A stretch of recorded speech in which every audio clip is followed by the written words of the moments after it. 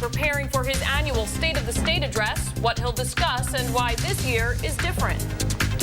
Meeting for the first time, looking ahead to the recommendations to be made by the Sandy Hook Advisory Commission. And our top story, a new set of marching orders for the military, a groundbreaking reversal now allowing women on the front lines. Wet roads back in for the morning commute. We'll talk about the light rain falling across the Central Coast and how long it's going to stick around. Your full forecast coming up next. You're watching KSBW Channel 8, Salinas, Monterey, Santa Cruz. This is Action News 8. Coverage you can count on. Your sunrise time is 6 a.m. Good Thursday morning. Thank you for joining us. I'm Dale Julie. And I'm Michelle Imparato. We begin this morning with news out of Washington. Today, Secretary of Defense Leon Panetta is expected to lift the ban on women serving in combat, opening hundreds of thousands of jobs on the front line to women. Action News reporter Hallie Jackson is live in our Hearst, Washington newsroom with the very latest. Hallie, good morning. Good morning, Michelle. So not all combat positions will open all at once, but this is still a very big move by the Pentagon. Women have been on the ground in places like Iraq and Afghanistan for years. But today, when Leon Panetta makes one of his last major announcements as Secretary of Defense, women will be allowed to take a giant step forward to the front lines in combat roles.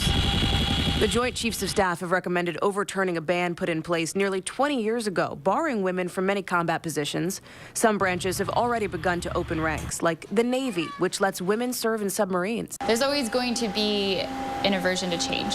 And so the best way to deal with that is to just go and do my job like any other officer would. Some combat jobs will open soon, but for others, it may take years. And each branch of the military has until early 2016 to make the case against women serving in certain positions. To have women serving in infantry, though, could impair the mission essential task of those units.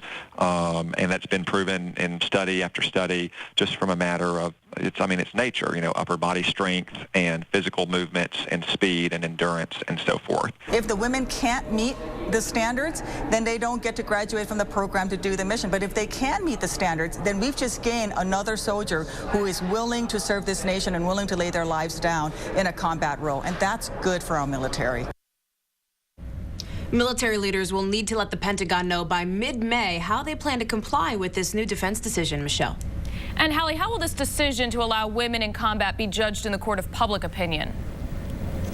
It's a good question. For some guidance, we can look to a poll taken last February by Quinnipiac, Michelle, which showed that 75% of Americans support women in combat if women choose to take on those roles. 70% of men and nearly 80% of women back that measure. All right, Hallie, thank you so much. Live in our Hearst, Washington newsroom. And currently, women make up about 14% of the 1.4 million active military personnel. Here on the Central Coast, lifting the ban on women in combat is a change women in the military have been waiting for years. We spoke with a new recruit in Salinas who tells us she enlisted in the Marine Corps back in August. In the next 6 months, she's off to boot camp, combat training, and then, hopefully, she says, the School of Infantry. No, I'm glad to see that we are progressing and that people are recognizing that people need to be evaluated individually. If a woman is capable of doing it and they can, they should be allowed. Direct ground combat. Military services will have until January 2016 to seek special exceptions if they find any positions that they believe must remain closed to women. The Senate Foreign Relations Committee is holding a hearing this morning on the next Secretary of State. Massachusetts Senator John Kerry will meet with his colleagues as they decide whether he should replace Hillary Clinton. Since Kerry is the chairman of the Foreign Relations Committee, New Jersey Senator Robert Menendez will preside over the hearing. President Obama says Senator Kerry has earned the respect and confidence of leaders around the world. Sunrise time 6:04. Senator Dianne Feinstein will join a pair of senators from Connecticut today. She will unveil a proposed assault weapons ban. The legislation will narrowly define what is considered an assault weapon, what is not. It will also ban high-capacity ammunition magazines, limiting them to no more than 9 rounds. The Sandy Hook Advisory Commission will hold its first meeting today. The governor of Connecticut created a commission after the tragic school shooting there last month. The group will hear from experts who were also involved in the aftermath of the Columbine and Virginia Tech shootings. They'll also make recommendations on school safety, mental health, and gun violence prevention. On the School Watch, there's growing concern regarding food vendors and the people who serve your children's meals. It comes after a server at Santa Catalina Private School was arrested and accused of exchanging explicit photos with 2 teenage girls in exchange for buying them alcohol. But the major difference between that school and other local schools is the people serving the food. The Salinas Union Elementary School District is one of the few districts that contracts with a private food vendor, but all food is served by district employees who go through background checks. Santa Catalina also uses a food vendor, but that company provides the meals and the employees to serve them. There are evil people in this world, and you don't know where they're coming from and where they are, so you need a system, A, of checks and balances before they ever get on board, and then you get the Department of Justice follow-up when anyone's status changes so we can get them off campus. If you have any concerns about who is serving your child's meals, you may want to contact school officials. This year, students are applying to the University of California in record numbers, and the school seeing the biggest increase is UC Santa Cruz. UC Santa Cruz received more than 46,000 undergraduate applications. 38,000 of those were high school seniors, 8,000 were transfers. The number of applications at UCSC jumped almost 17% from 2012. The reason? An increased interest in economics and biological sciences. Our campus, we expect to enroll approximately 5,000 students from among the 46,000 who applied for undergraduate admission. Changes in admission requirements also allowed more students to qualify. The university dropped a requirement for applicants to take SAT subject exams. On the Crime Watch, police have made an arrest in a series of bomb threats that happened at Hollister High School back in December. Now behind bars, 27-year-old Jason Keith Smith of Lincoln Park, Michigan. The FBI reports he called in those threats to San Benito High School on 2 consecutive days back in December. He will be charged with the use of interstate communications to make threats. Santa Cruz police still need your help to capture this guy. He's armed and dangerous, they say. 29-year-old Richard Norman Sasse escaped from a detention facility back in July. He was serving time for a string of robberies, assault with a deadly weapon, and drug sales. He is considered armed and dangerous. Want to emphasize that. So if you know anything about where he is, call Santa Cruz PD.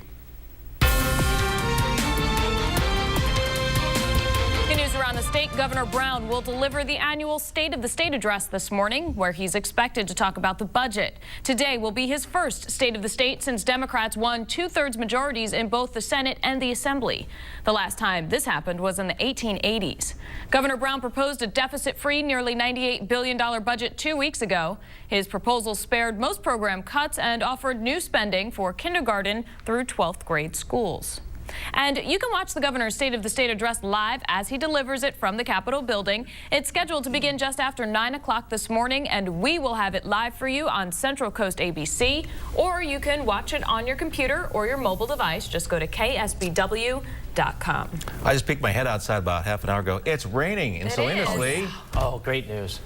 Oh, well, because I forecasted some rain. You just want to be right. It's all about Well, you know, right. it was like all day we were waiting, and the radar was showing rain, of course, up in the clouds, and it was falling down into a very dry air mass. It was just evaporating. So I was like, come on, come on. You know, then as it got dark, it started to rain a little bit in Santa Cruz. It rained by me yesterday in Monterey. I nailed it.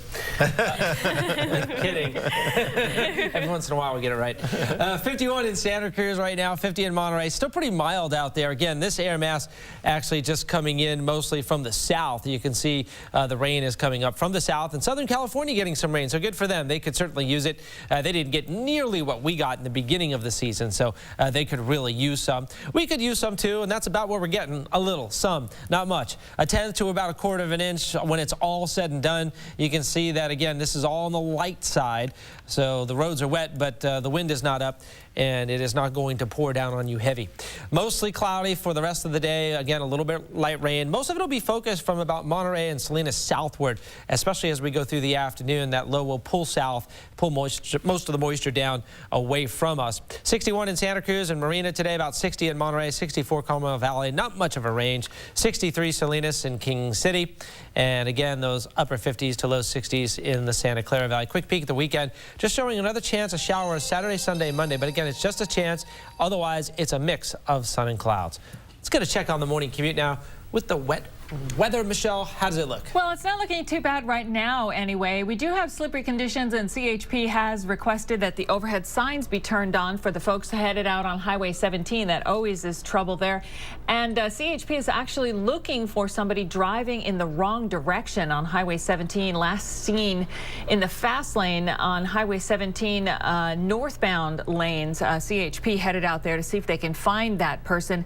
No other problems to tell you about right now. The ride on the Holman Highway and Highway 1 headed through Carmel at or close to the limit. We can check out the ride on Highway 101 in the Prunedale area. Taking a look at the webcam at Highway 156, and as you can see, everything is running smoothly, and you can see the shiny roadways. So give yourself some extra time this morning as you're getting ready. Back to you guys in the studio. Words of wisdom, Michelle. Sunrise time, 6:10. Much more ahead this morning on Action News Sunrise when we come back. North Korea threatens more tests of its nuclear weapon and missile programs, they say, with the west coast of the U.S. in mind. Plus, an ice skating rink forced to close. Why the weather is to blame. We'll be right back.